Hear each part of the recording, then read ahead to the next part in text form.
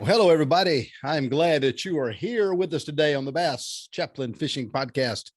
I'm saying that enough now where I think I'm getting the hang of it, and I don't have to think about it when I say it anymore. But we are high atop the Well-Spoken Ministry building in beautiful downtown Greer, South Carolina, which the Well-Spoken Ministry building is actually my son's old room, who left and went off to seminary. But nonetheless, we are here and we are ready to go, and we have got quite a show for you today. One of the things people ask me is, why do you divert from the fishing world to go into the hunting world? Well, the guy that I have as my guest today is a turkey caller, but he's not just any turkey caller. Now, I'm doing the turkey episode here because, you know, where I'm from in South Carolina, turkey season's been in for a couple of weeks and most everybody's killed a turkey.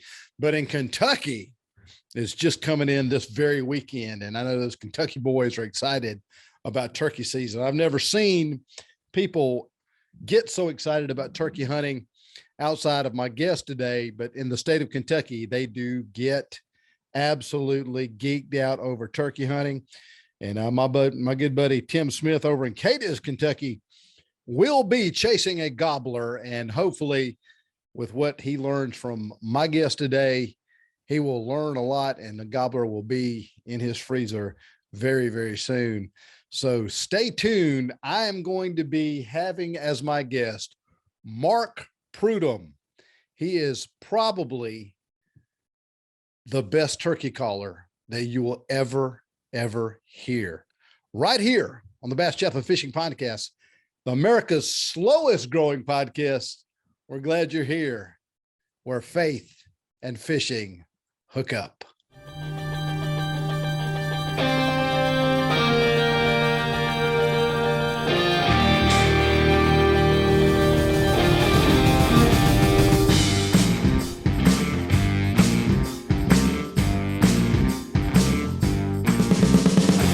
Welcome back, everyone, to America's slowest growing podcast, the Bass Chaplain Fishing Podcast.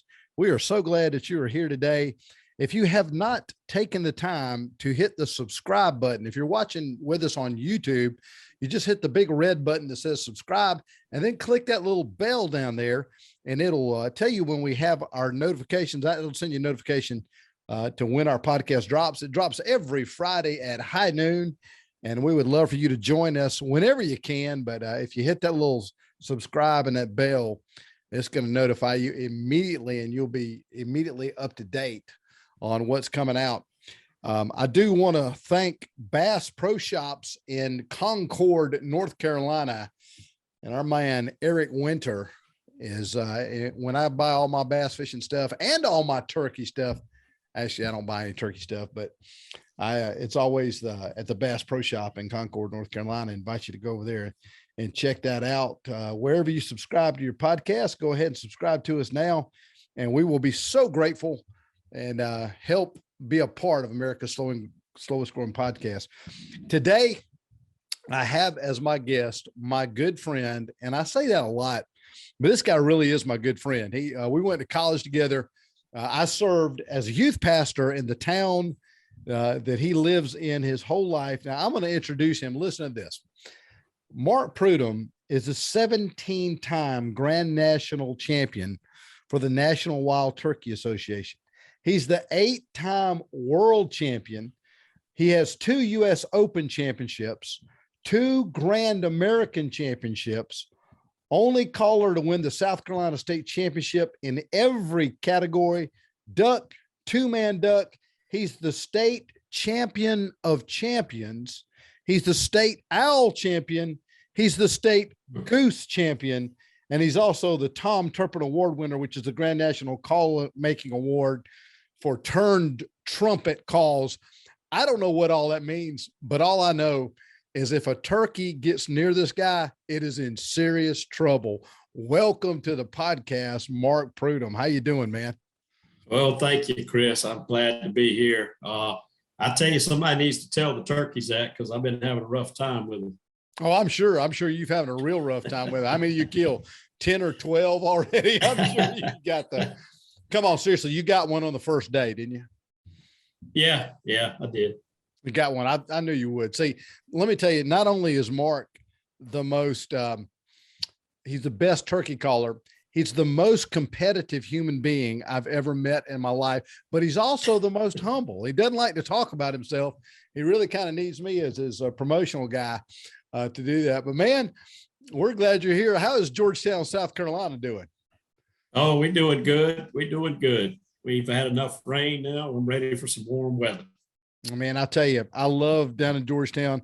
Probably the best times of my life I had down in Georgetown when I was youth pastor down there. I went down there for 3 or 4 years at First Baptist Georgetown and had a blast. So, man, we're into turkey season. Now, I know you're a turkey hunter, but you're also a bass fisherman. You love to bass fish, and I've seen you bass fishing. I've been in the boat with you before, so I know you can catch a bass. So it's not like we're going way out of our league here, but it is turkey season. It's turkey time. And this weekend in Kentucky, I believe the turkey season comes in, and I'm dedicating this to all my Kentucky listeners as we get ready for turkey season in Kentucky. I know that all those guys kind of geek out over that, but tell us a little bit about how you got started calling turkeys, man. Because I know I read that big list, and what the people don't know, I'm going to share in just a minute, which I can't believe, but you turned down being on David Letterman 2 times. Twice you turned down being on David Letterman. I mean, that's amazing. How did you get started? Tell us the turkey story, man. Oh, well, I mean, I started off turkey hunting and was pretty successful. And I called turkeys for other people and stuff. And everybody was telling me I need to go get in a contest. And so I did. I went to a contest, which was the only one I knew about. And come to find out, it was the South Carolina State Championship and the World Friction Championship. Wow. I got there and I didn't realize who all was going to be there. And I walked in there and there's everybody who was anybody in turkey calling, and I wasn't ready. And I got beat down pretty good. So, well, let me get this straight. You actually got beaten in a turkey calling contest one time? Oh, I've been beaten a bunch of them. Oh, man, that's hard to believe. But I got beat down pretty good in my first one. So I kind of took a year off and went to work, and I decided I was going to get better, and I worked hard at it, and ended up doing pretty good. I won, I believe, if I remember right, I think I won my very first turkey calling contest at a contest that was on the infield at the Darlington Speedway. Wow. Back in the day. And I don't think it was much to it. I think I won maybe a gift certificate for a Frosty or something like that. But it was kind of the launching point. And then I started competing in state championships and did real well, won state championship, and then kind of branched out from there and competed in worlds and grand nationals. So that's kind of how it all got started. Well, man, I remember one time we met for breakfast one time. It was like the start of turkey season. And back then I was just all about bass fishing. I guess I'm still all about bass fishing, but I was going bass fishing that morning and you were going turkey hunting. And I said, hey, we'll meet up, later. And I met up with you later. I said, how'd you do? And you said, well, I killed 2. I said, wow, did anything eventful happen? He said, you said, I forgot my turkey call. You remember this conversation? You said you left your turkey call on the opening day, but you killed 2. How did you do that? You remember how you did that? You're talking about running the McDonald's coffee stirrer and yelping them up. So was it a straw or was it a coffee stirrer? Coffee stirrer. Really? You called 2 turkeys up with a coffee turkey? Just a small straw is what it is. But yeah, and I mean that goes back to running trumpets and wing bones and everything else. Kind of the same thing. Well, man, our history started at the Harvard of the South. We went to college together at France. Well, it's called Francis Marion University now. It was Francis Marion College when me and you went back there. But one of the things, that I want to really make known on this podcast is exactly who Francis Marion was and what he did. Because I remember going off to Southwestern Seminary, and I remember people asking me, Chris, where did you go to college? And I said, I went to Francis Marion. And they were like, who is she? They have no clue. People in America have no idea. There are 79 counties and towns named for General Francis Marion all over the country, but Revolutionary War general. And if it wasn't for Francis Marion, you Texas people, there wouldn't be a Texas. And so awesome guy. So that's where we went. And that's kind of where you hung out, down where the swamp fox lived down there. Well, I grew up on Marion Street. I learned how to hunt in the Francis Marion Forest and went to Francis Marion University. And I'm all about Francis Marion now. He's my favorite. What's a lot of places where he actually fought. Yeah. He's all those deer trails and stuff down there in the low country. You got a favorite Francis Marion story about the general? Hey, while you're thinking, I'll tell you mine. One of the things that people don't realize is that, South Carolina is known as the Palmetto state. And one of the reasons for that, we have the palmetto tree on our state flag, is because there was a battle fought. That battle's, that fort is called Fort Moultrie now, but Fort Moultrie, General Moultrie was there, lined the fort with palmetto trees. And so when the British shot, the cannonballs would bounce off the palmetto trees.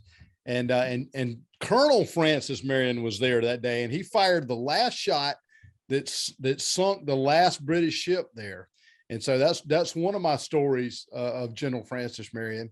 And I've got lots of General Francis Marion stories, but that's a good one. And that's why we have the palmetto tree on the South Carolina state flag. So pretty cool. I've got a bunch of Francis Marion University stories, that's for sure. Oh man, let's hear some of those. Now listen, you were kind of a rogue scoundrel at Francis Marion, and now not that I was any better than you, but you kind of had some run-ins with the Francis Marion security and police down there a couple of times, didn't you? What did you get caught doing one night? You're gonna have everybody thinking I'm some kind of outlaw. No, we decided we were gonna go frog gigging. I spent more time in the pond. Everybody used to say, I tell everybody, I fished at Francis Marion, fished my way through college, and everybody's like, well, I didn't know they had a team. And I'm like, no, I fished instead of went to class. But I stayed at the pond day and night. We ended up going frog gigging one night. We were down there, and all of a sudden I look, and here come two Francis Marion, I guess, security cars. They kind of took their job really serious, and they come running out there with the flashlights and shining in our face. And one of them said, what y'all doing out here? And I said, well, we frog gigging. And he looked at the other one and he said, can they do that? And he said, I don't know. And I said, well, sure we can. We got a sack full of them. And they just kind of turned around and walked off. So we finished out the night and had a sack full of frogs. So you had a sack full of Francis Marion frogs there, and you guys cooked those up, I'm sure. Now you had lots of experiences like this. Guys coming in. And tell us about the cleaning the deer in your bathtub one time. Didn't you clean the deer in your bathtub? I heard about that one. Well, somebody knocked on my door one evening, and it was two guys. I knew one of them, and they said, look, we killed a deer. We don't know how to clean it. And they said, you the man. And I said, well, yeah, I'll help you clean it, and anything to get out of studying. So I said, well, where is it? And they said, well, it's back at our apartment. So I went over there to their apartment, and I said, well, where's the deer? And they said, well, it's in the bathtub.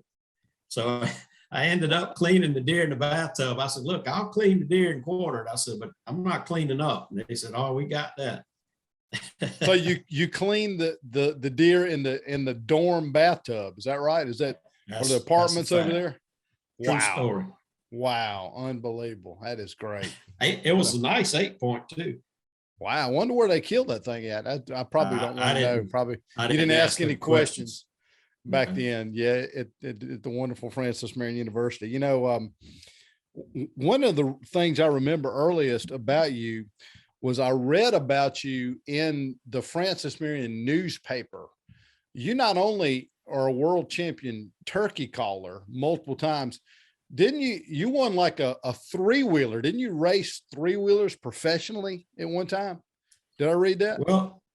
Well, I raced motocross when I was a kid, and then I started racing three-wheelers.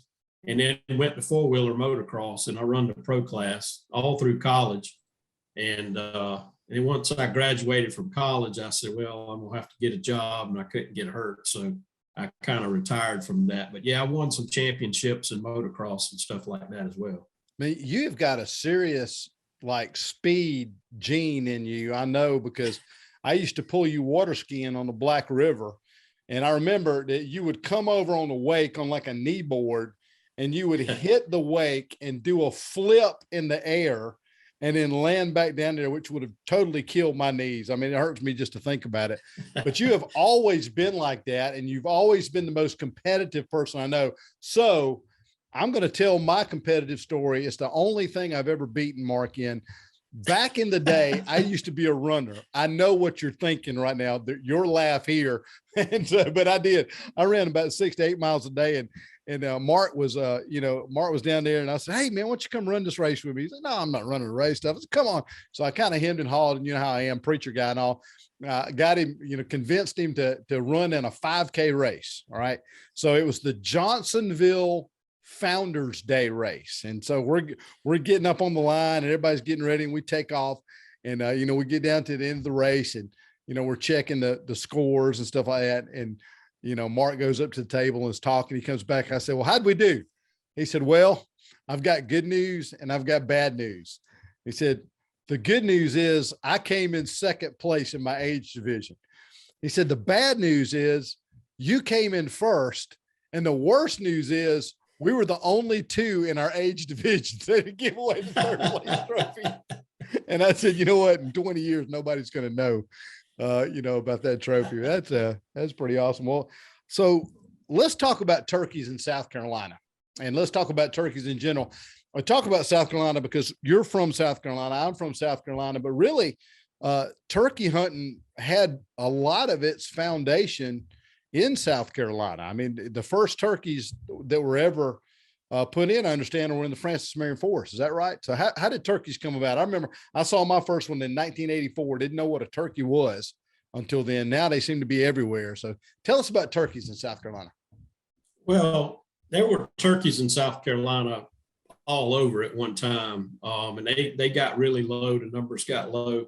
And, but the Francis Marion National Forest had always had a pretty good population. So as the numbers dwindled throughout the state, they would go in and trap turkeys in the Francis Marion Forest, and then they would relocate them. And I forget, maybe it was 1990 or somewhere around 1990, 91, they opened the season in some other areas of the state. Now, there was a season early on in the upstate.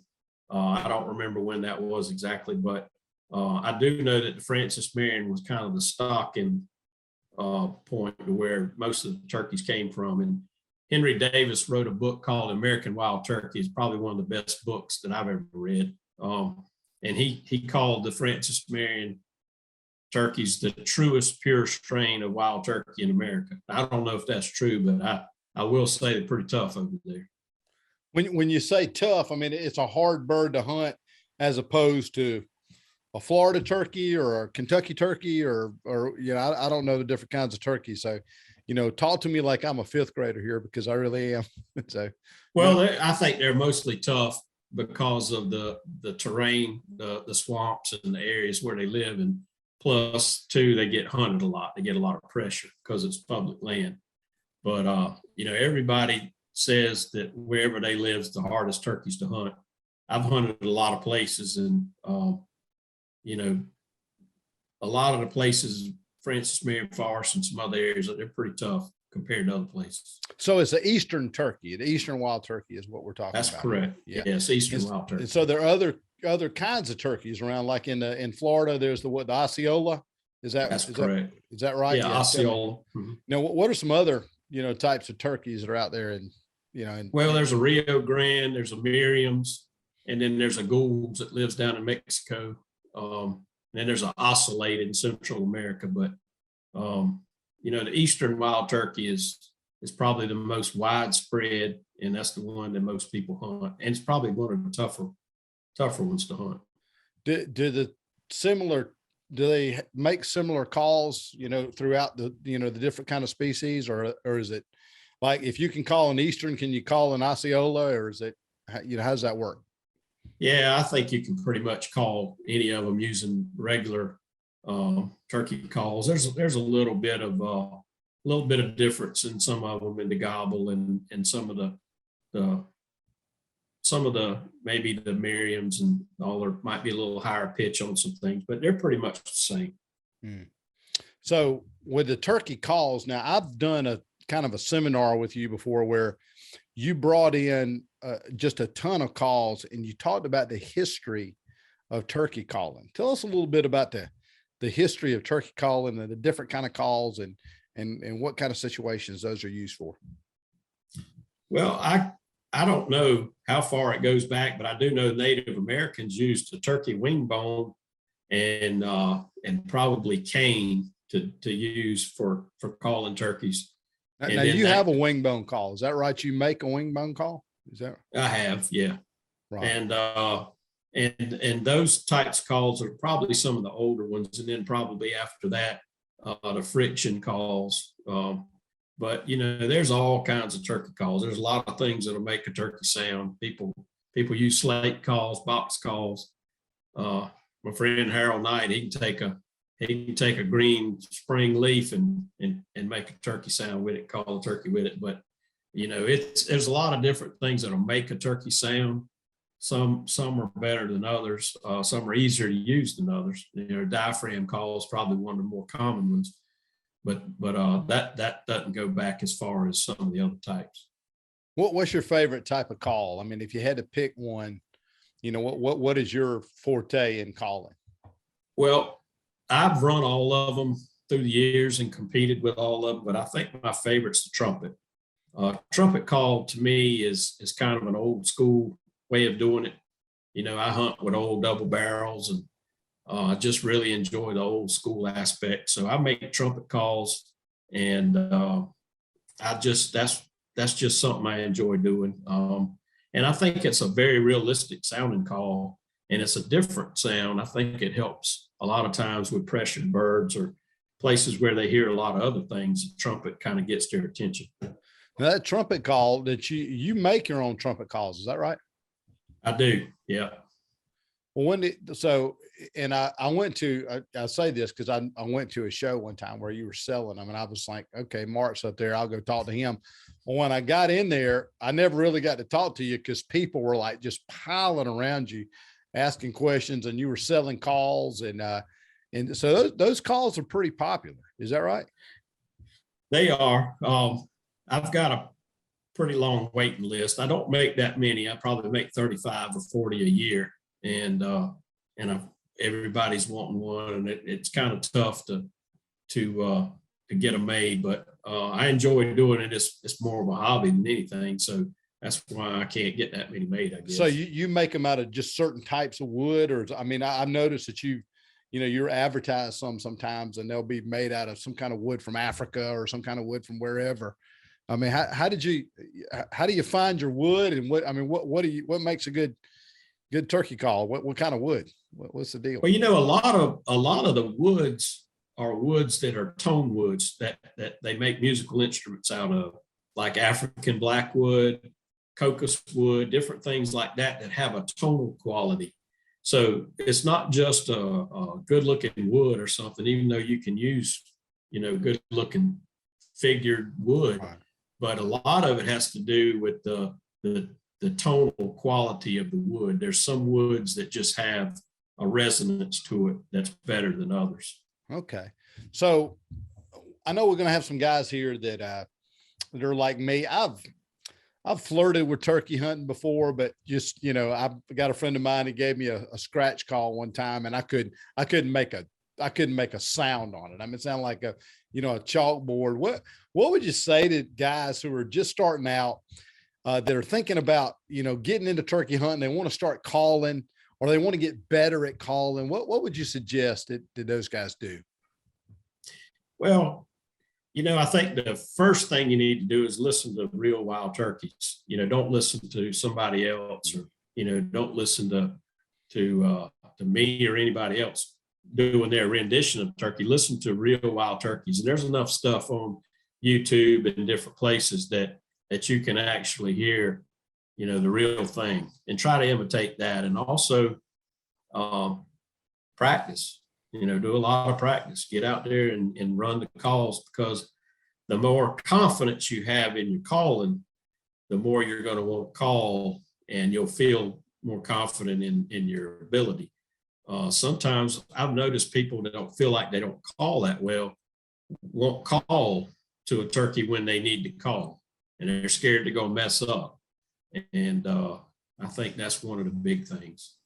So, I've heard that Benjamin Franklin wanted to make the wild turkey our national bird. So what you're saying, it's a pretty smart bird when it hears the wrong thing or the right thing. I can imagine as many times as I mess up a deer hunt, I could really mess up a turkey shoot. That would be pretty bad, but with all the, different calls and all the different stuff, what to do. I know that I used to duck hunt a little bit, and I used to get mad at a buddy of mine.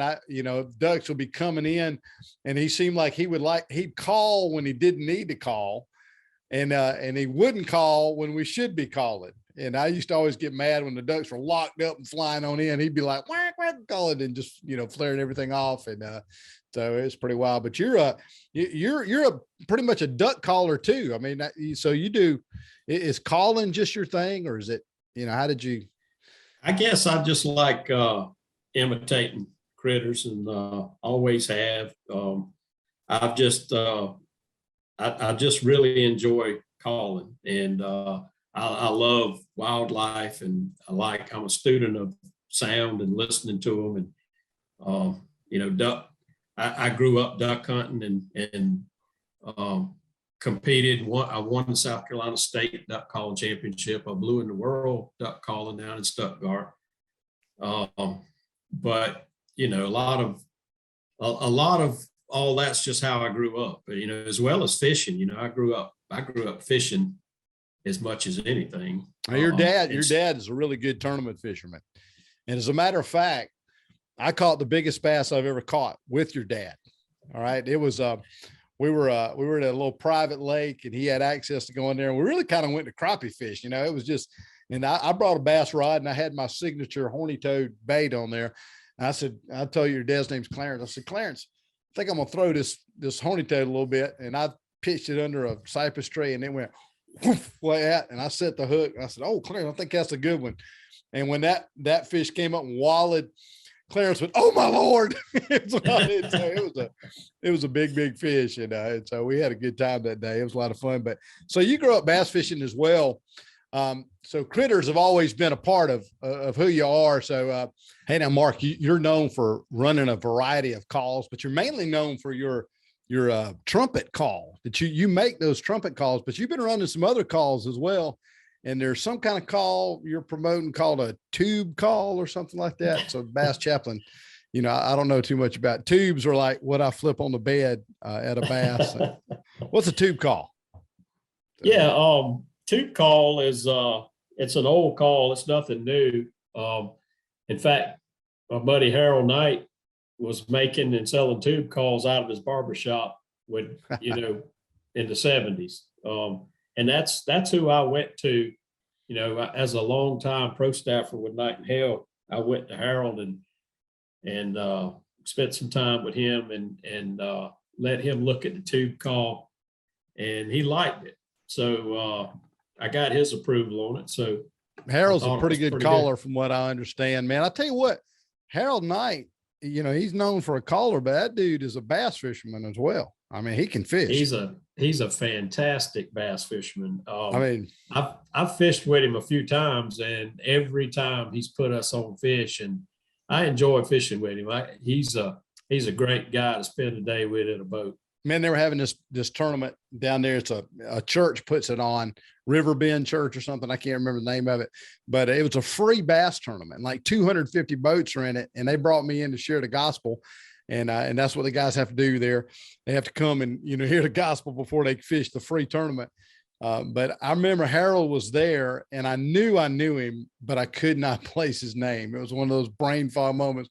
And I kept saying, "Hey, don't I know you? I've seen you on television." I know something. He would not tell me who he was. He was that humble. He would not.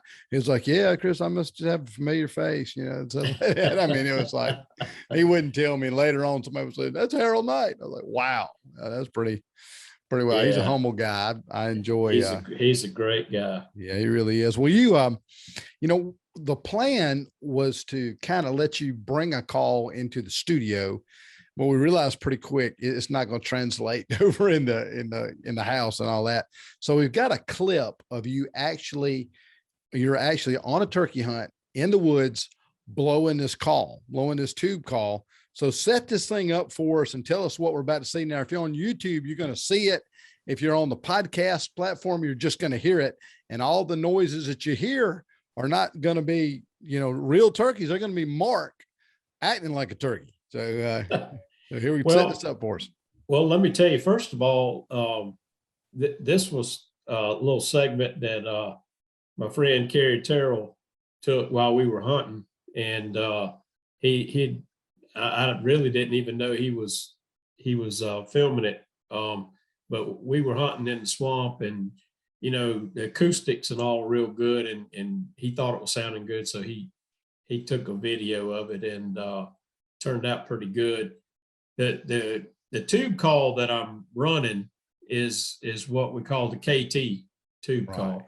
KT is Kerry Terrell, and Kerry has a friend named Jason Beard, and Jason is paralyzed from the neck down. Well, Kerry was taking Jason turkey hunting, and they started killing turkeys. And Jason come up with the idea that he wanted to share that experience. So they started the KT team, and it's a great organization where they take physically challenged people into the outdoors, and they do turkey hunts, deer hunts, dove hunts, a lot of different things. So it's a great organization. So I came up and decided that I would make this tube call, and I did it to help them. And man, that's awesome! Wow, you can go on their website and get those tube calls, and it's the ktteam.org. ktteam.org. That's awesome. So here we go. We got Mark Prudhomme in this clip about to run the KT tube call. Is that right? That's correct. All right, roll it.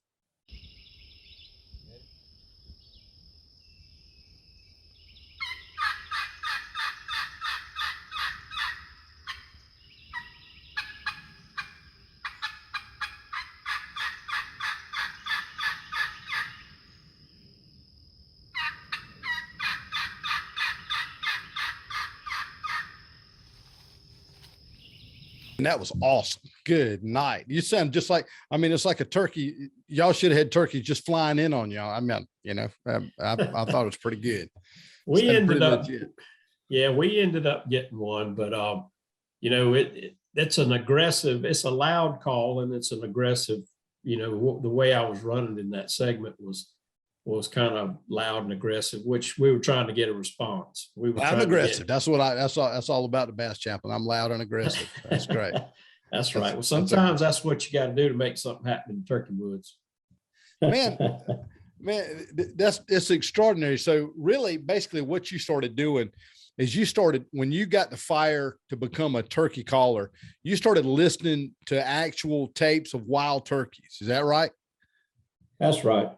And I spent a lot of time in the woods and listening to wild turkeys. I recorded them and listened back, and I do a lot of just going in the woods when it's not turkey season and listening to turkeys and learning as much as I can, and I have for many years now.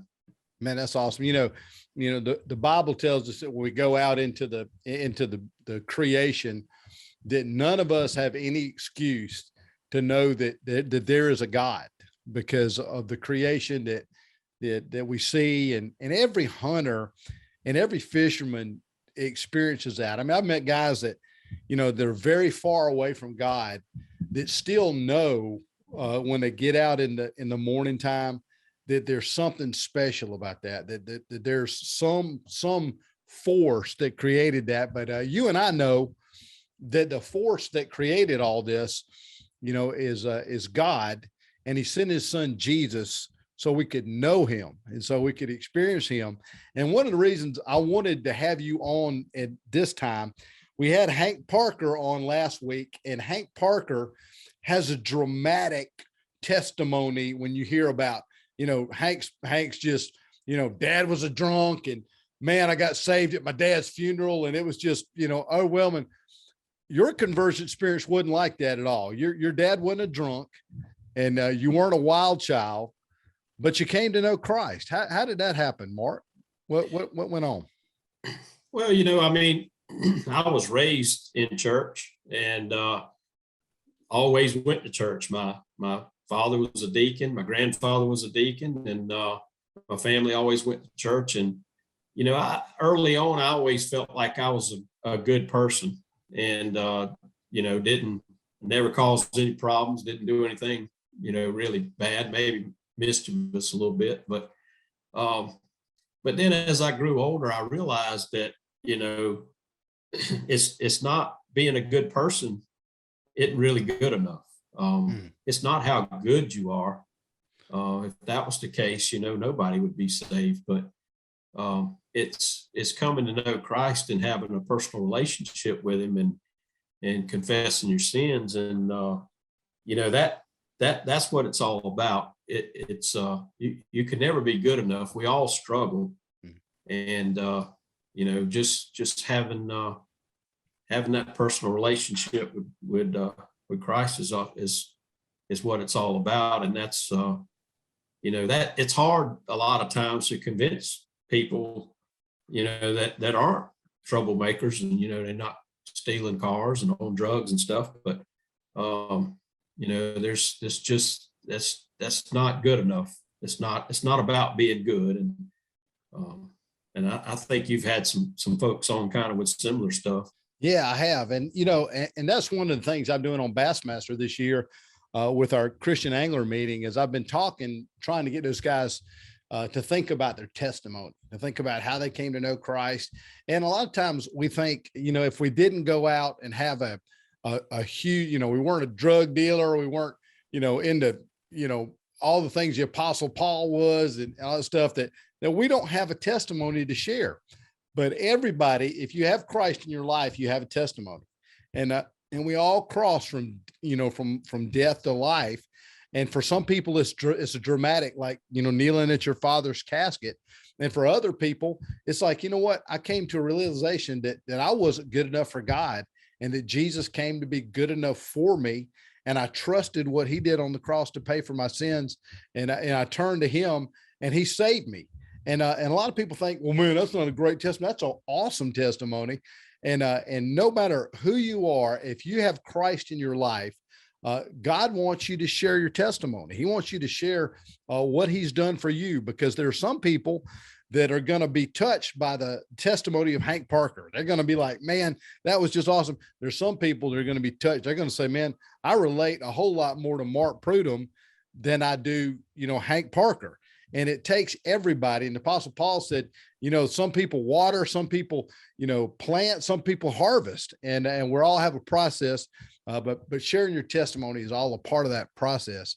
And man, you go to a great church, old Ted Sherrill over there. Ted's becoming quite the turkey hunter himself, but what a pastor, man. He's a great expositor, and just loves the Lord, just see Jesus in his life. And man, what a great faith testimony down there in Georgetown as you guys minister together, and and help guys that are less fortunate, and get out in the woods and do all the things that you guys do. That's pretty awesome. Now, hey, but I know that you're also a bass fisherman, and that you probably got a few bass fishing stories. And one of the stories I want to tell you is your son. You might be a turkey guy, and you might be all into turkeys, but I'm going to tell you what, you raised a bass fisherman, buddy. I tell you, that dude, Clay Prudhomme's a hammer, man. That dude, he loves it. He is. He's an awesome fisherman, and he's a smart fisherman. And I tell you, he I guess he gets it out. It must have skipped a generation. My dad's an awesome bass fisherman, and my son is. But I used to fish a little bit with my dad in tournaments, and in fact, I'll never forget.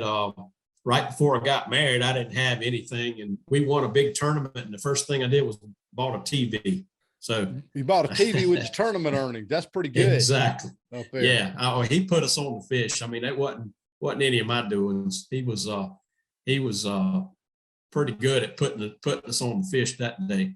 But Clay's a really good bass fisherman too. He's really into it. He's starting to build some rods and baits and stuff himself, and he's getting really good at it. I think he'd rather fish than do anything else. Yeah. Now he just graduated from Clemson University. Is that right? Yeah, he just graduated and he got an engineering degree at Clemson. So wow, he's going to find out that he's going to have a little less time to fish and a little more time to work. We got another guy that's got an engineering degree coming up on one of our podcasts coming up. A guy named Andy Montgomery is going to be here with us, and he really, he's been asking me about you because he loves to turkey hunt as well as Ike Defo. He loves it too, and I told him, I think I shared this when I did the podcast with Ike, because Ike loves turkeys now. He just all into it. But I said, hey, Mark said that if you guys, if y'all want to hunt together, that he'd come over and he'd call for you and you'd let you kill one. And Andy said, well, me and Ike like to call too. And I said, Andy, listen, when I'm in the boat, I love to skip a jig. But when I'm in a boat with Andy Montgomery, I'm going to let him skip the jig. I said, you know what? If I'm in the woods with Mark Prudhomme, I'm going to let him call the turkeys. And he went, man, that's a dang good answer right now. That's the best answer I've ever heard. He said, that's a good deal. So that's pretty cool. But you got a few fishing stories. I've heard a few fishing stories that, lay a few on us before we get you to do your impression here, today. Well, I'll never forget. Everybody asked me, about my fishing, background. And it goes back to one story I can never forget. When I was a kid growing up, we, all the kids in the neighborhood, back in those days, we all gathered up and played together and did whatever. But mostly we fished. And there was a lake in the neighborhood. And we all, if somebody didn't show up right after daylight, we all wondered what happened, because it was kind of like the Sandlot. You had this cast of characters, everybody was different. And instead of baseball, it was fishing. And I remember we were all back there one day, and it was just a big group of us. And somebody said, look at that bass. And the water was real clear. And the bass comes by real slow. And then everybody, it was kind of like on Jaws, when the shark swims by and they say, that's 20-footer. And Quint says 25. It was kind of like that. Somebody says, that's a 5-pounder. And somebody says, no, he's 10. And by the end of, the day, it was the new world record. You know how that goes. So we threw everything in our tackle box at that fish. He'd come by and we threw worms and jigs and everything that we got out of our dad's tackle box. Nobody could catch it. Well, this one kid, he says, I'll be right back. He jumps on a go-kart. He takes off. He comes back. He's got a shark hook. We call it a shark hook. This is big, giant hook. He's got a piece of steel leader. And then he's got this ski rope. And he had a styrofoam cooler lid. This is a true story. I'm telling you this exactly what happened. So he says, all right. So he goes over there and catches a shiner. He hooks the shiner. He ties the cable to the shark hook. He ties the ski rope to the cable. And then he runs it through the styrofoam cooler lid. And then he ties the ski rope to the go-kart. Oh, man. And he tells the kid on the go-kart, he says, when I say go, you go. And it was my job to crank it. So, we were all just kind of, you're not going to do anything. Well, he threw that thing out there, and about 10 minutes went by, and that styrofoam cooler lid went shaking.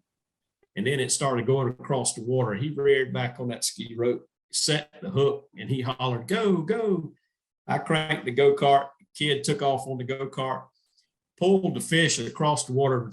The fish just skipping across the water. runs up on the bank. About 5 people jump on it like it's going to get away. finally, got the fish, and I got him on the back of my dirt bike, and we went and weighed the fish on the official Zebco tackle box scale. Yeah, that's a good one. I think it was 7 pounds and 6 ounces. That means it was probably 9 pounds, because that Zebco had a spring in it, and you had to pull that spring, and if it didn't keep that thing on you, that was probably, if it weighed 7 on the Zebco scale, it was probably bigger than that. That's amazing deal. I love it. Well, hey man, one of the most beloved spots that we have on our podcast is when we get people to imitate professional bass fishermen. Now, I understand that imitation is the highest form of flattery that you can have. And so, if you got a favorite bass pro that you like to follow, or is there somebody? I like a lot of them.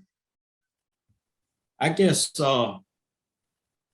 because he's a big hunter, I guess I like the G-Man. I enjoy watching him. Gerald Swindle. Gerald Swindle. Let me tell you, man. If I asked that, 1,000 times, probably 900 times, somebody would say my favorite fisherman is Gerald Swindle. There's no doubt he has got to be the funnest, most popular fisherman on the history of the Bassmaster. I remember one time down in California, I took one of my buddies out there, and he flew out there I drove a boat out there for Randy Howe, and he flew back with me. And he drove back with me, flew out there and drove back with me, and he didn't know anybody. And instantly Gerald Swindle stepped on the stage, and he said, "That's my favorite fisherman right there. That guy's hilarious." So the G-Man, you going to do some G-Man for us today? Is that who you're going to imitate? I'll try. All right, let's hear Gerald Swindle by professional turkey caller Mark Prudhomme. Let's hear it. Well, folks, me and old Lulu, we just went down to the Walmart.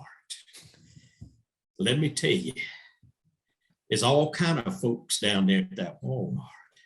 There's high class, low class, no class, late for class. Everybody shops at the Walmart.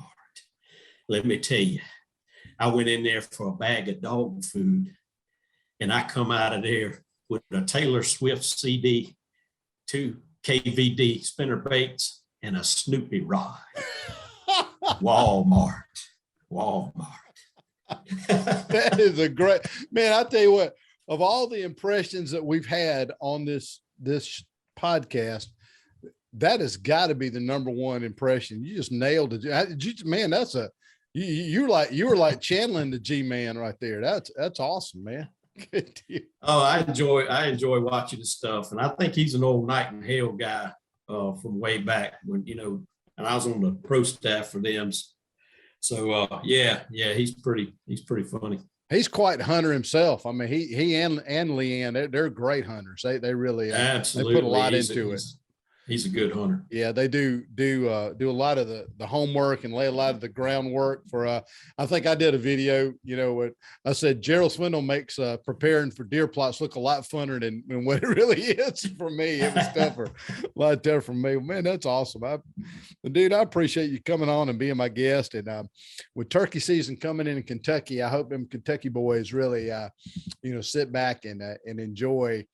Listening to the podcast, maybe on the way to the turkey woods or coming back, but man, we appreciate you and appreciate you being my guest here today. Folks, let me tell you, if you haven't subscribed to our podcast, I want you to do that. Just click that red button and then hit the little bell and you'll be notified. I believe next week we've got a guy named Andy Montgomery coming up from Blacksburg, South Carolina. And it's going to be quite a show for us. And I don't know if Andy can do as good an impression as Mark did. Mark, that was awesome. I appreciate you. Guys, this is the Bass Chaplain Fishing Podcast. And we'll see you next time as where faith and fishing hook up. See you later.